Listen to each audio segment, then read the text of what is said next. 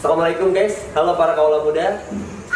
Video kali ini dengan tema kisah Sales Project mau mencoba mengangkat pengalaman para pengusaha ataupun pebisnis yang dimana mereka ini menyalin syariat Islam. Nah, bagaimana kisahnya? Ya kita langsung ke atas.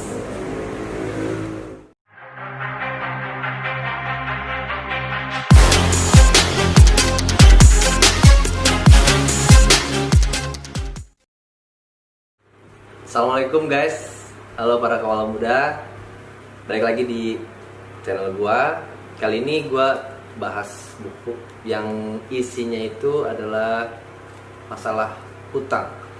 Ini kesalahan-kesalahan fatal yang usaha dan bisnisnya itu dia berhutang. Nah, kali ini pelakunya itu adalah Pak Hairul sendiri nih.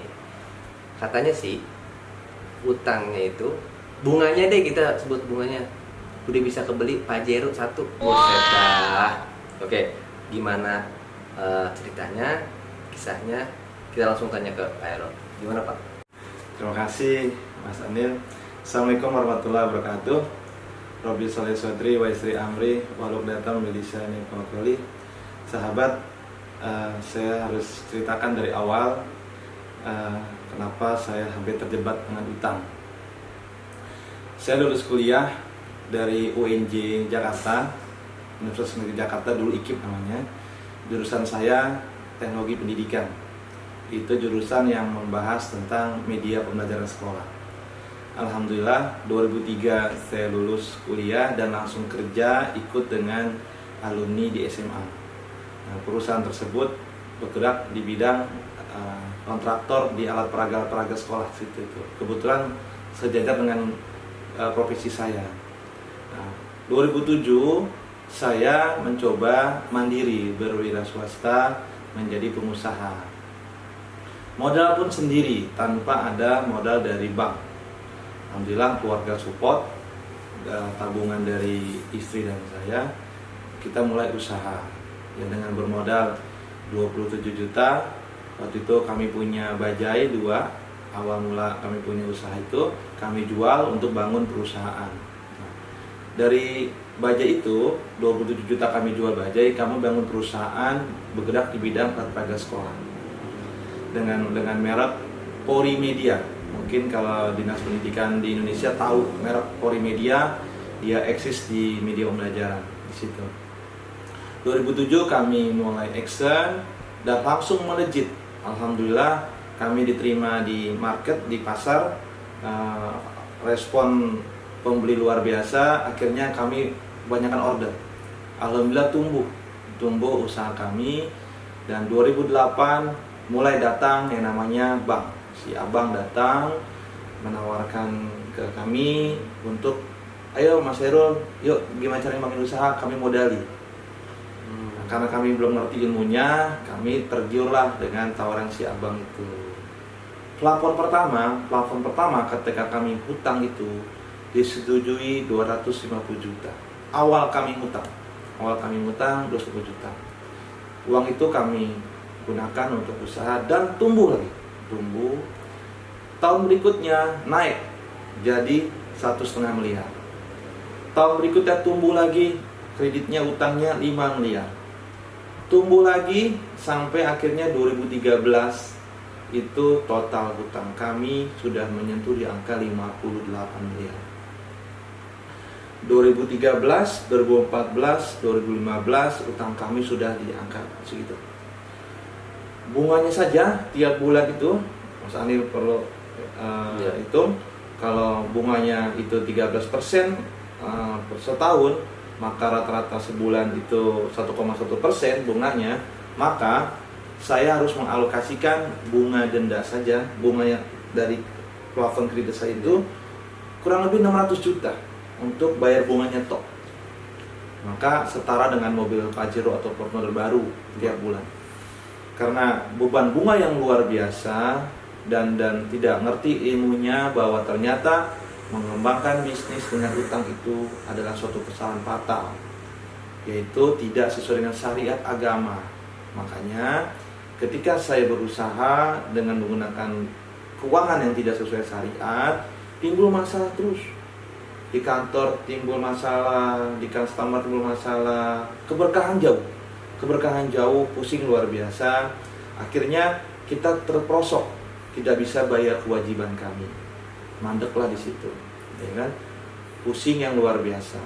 Nah, 2017 ketika pemerintahan berganti, arah kebijakan lari ke infrastruktur, kami mulai banting setir ke dunia infrastruktur.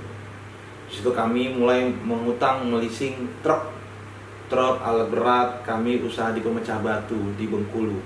Ada ANP di situ untuk aspal, ada pemecah batu, ada tambang galian C. Jumlah truk saya hampir 60 trukan armada.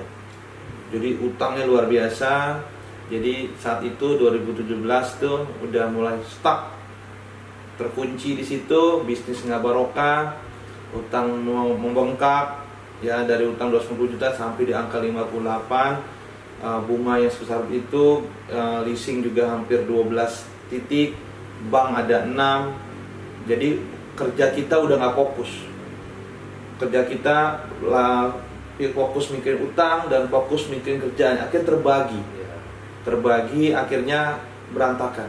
Nah, alhamdulillah 2018 Agustus waktu itu saya ingat banget, ketika saya pusing-pusingnya mikirin utang, sudah diancam lelang dan sebagainya, alhamdulillah Allah mempertemukan saya dengan komunitas masyarakat tanpa riba. Saya menjumpai pegiatnya, menjumpai senior di sana. Saya masuk di komunitas masyarakat tanpa riba, dan disitulah saya merasakan seperti lahir kembali. Saya menyadari apa yang selama ini saya lakukan, tumbuh berkembang bisnis itu semata-mata adalah istiqroz, kemudahan-kemudahan yang Allah berikan, ya kan? Tapi nanti kemudian hari akan dihancurkan. Nah, alhamdulillah Allah mempertemukan saya dengan MTR. Ketika saya membaca buku merah ini, yang sangat fenomenal ini, sekarang sudah cetakan ke-13. Kalau waktu itu saya masih kecetakan ke-8. 2 tahun sudah cetakan ke-13. Buku merah ini sangat fenomenal. Nah, ketika saya baca judulnya aja, kesalahan-kesalahan fatal pengusaha mengembangkan bisnis dengan utang. Artinya apa yang sudah saya lakukan selama ini itu suatu kesalahan fatal. Di mana salahnya? Salah satunya contoh Mas Anil. Bunga itu pasti. Berapa besarannya? Ketika kita tekan perjanjian kredit itu berapa bunganya, berapa temponya, ya, sudah pasti. Besarnya sekian, bunganya 13%. Bunga tiap bulan sekian. Sudah dihitung. Sudah dihitung fix. Nah, tapi hasilnya pasti enggak. Nah, jadi masih mau diupayakan. Jadi ketika kita berhutang dengan keuangan perbankan atau leasing atau apa, itu membayar suatu kepastian dengan ketidakpastian. Akhirnya kita sudah berkomitmen itu pasti, hasil belum pasti. Dan ternyata ketika kita bisnis di dunia ribawi, Allah nggak berkahi, Allah nggak ridhoi, akan dihancurkan. Itu ada di Al-Baqarah 278. Silakan Mas Anil buka ayatnya. Ketika kita masih melakukan kegiatan transaksi ribawi, Allah akan menantang perang dan akan menghancurkan usaha kita. Tersadar di situ, ketika saya baca buku merah ini, saya harus segera move on. Kita menyadari, langsung kita sholat tobat. Ya Allah, beri kesempatan saya untuk bisa bangkit. Kami sholat tobat, kami perbaiki fundamennya, langsung kita berazam untuk menghentikan semua hutang, semua lini hutang kita tutup, semua perbankan kita surati, semua leasing kita surati, semua kartu kita surati, bahwa kita akan stop semua hutang-hutang ini dan kita akan segera melunasi. Ya, alhamdulillah Allah meridhoi saya, meridhoi niat saya. Dan dalam waktu 8 bulan sejak saya membaca buku merah ini, sejak saya gabung dengan komunitas masyarakat tanpa riba, semua apa yang diajarkan oleh senior-senior di seminar-seminar saya praktekkan. Saya praktekkan semua ilmu-ilmu yang diberikan di MTR itu, dan dalam waktu 8 bulan utang yang sebesar itu, utang saya 58 miliar lunas. Dan lunasnya lagi, sahabat, saya hanya membayar pokoknya saja. Jadi utang wajib dibayar, tapi bunga denda saya tidak mau bayar, karena itu adalah larangan di agama saya. Kenapa saya tidak mau bayar bunga denda? Karena Fatwa MUI nomor 1 tahun 2004 menyatakan bahwa bunga adalah bagian dari riba. Makanya saya patuh dengan Fatwa MUI itu, sejalan dengan perintah Al-Quran Al-Baqarah 275 mengatakan bahwa segera tinggalkan sisa riba yang belum dipungut. Makanya ketika saya gabung di MTR, langsung saya istiqomah menjalankan janji saya, mengaplikasikan apa yang sudah saya terima ilmu di MTR itu. Semua langsung kita perbaiki ibadah kita memantaskan diri, kita perbaiki bisnis, ada yang bisa dijual aset kita jual. 8 bulan saya selesai, dan selesainya hanya bayar pokoknya saja.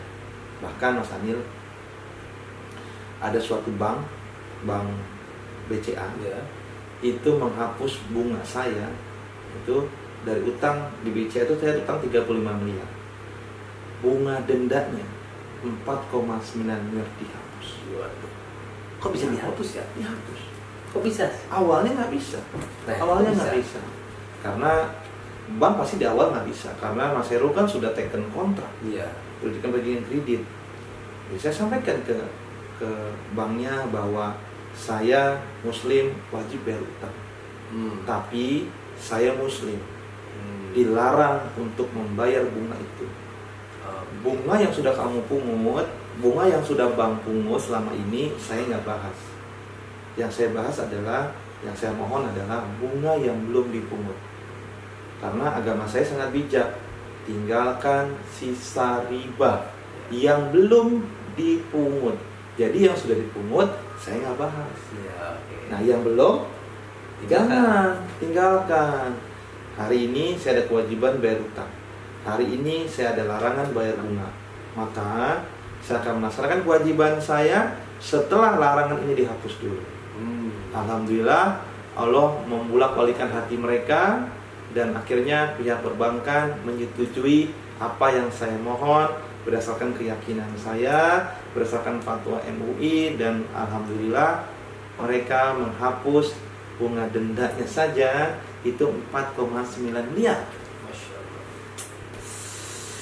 Sahabat yang mau bayar bunga, mau bayar utang hanya pokoknya saja, gabung di MTR, insya Allah akan diajari cara-caranya. Berarti saya bisa konsultasi nih. Silakan.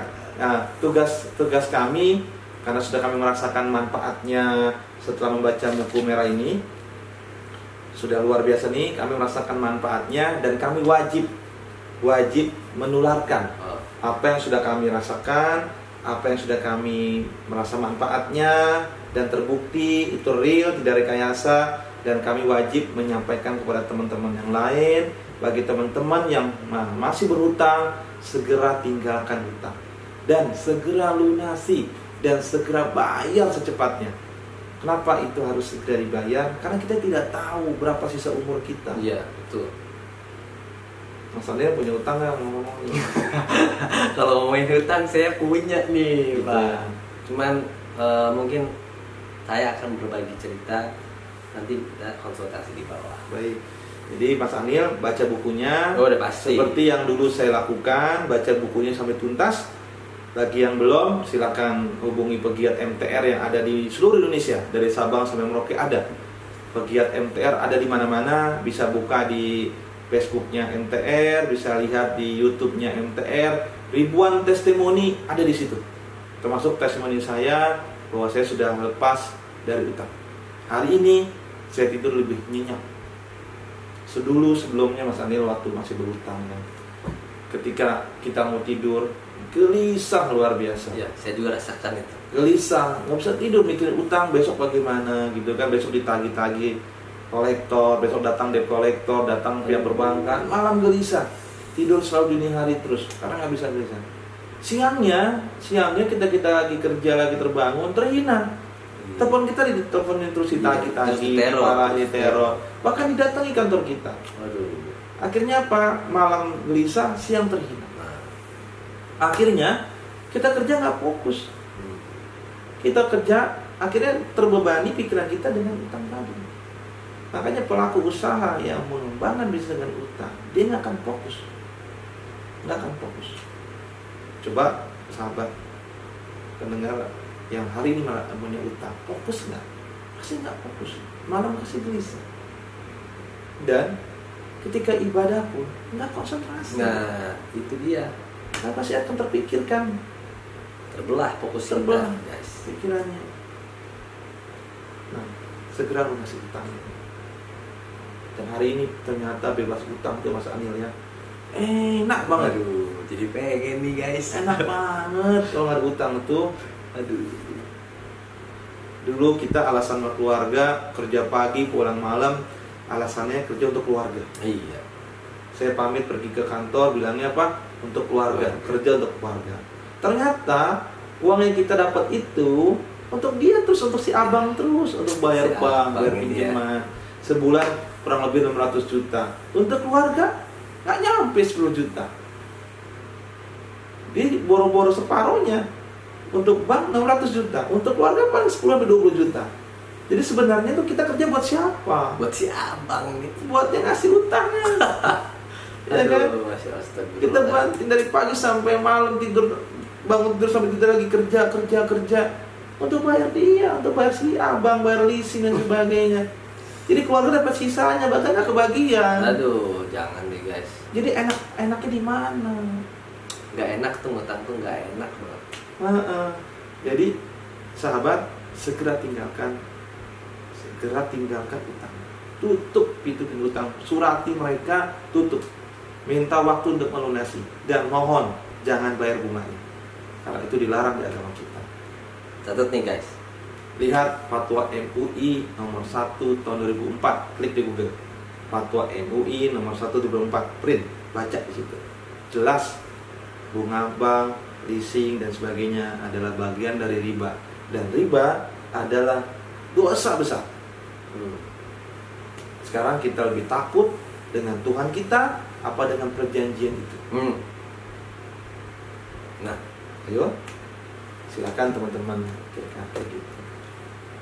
Oke guys, untuk pembahasan Pak Hairul tadi mungkin bisa jadikan inspirasi buat kalian, apalagi para kaula muda, kawan-kawan saya, saudara-saudara saya, khususnya saya cuma kasih saran buat kalian ya.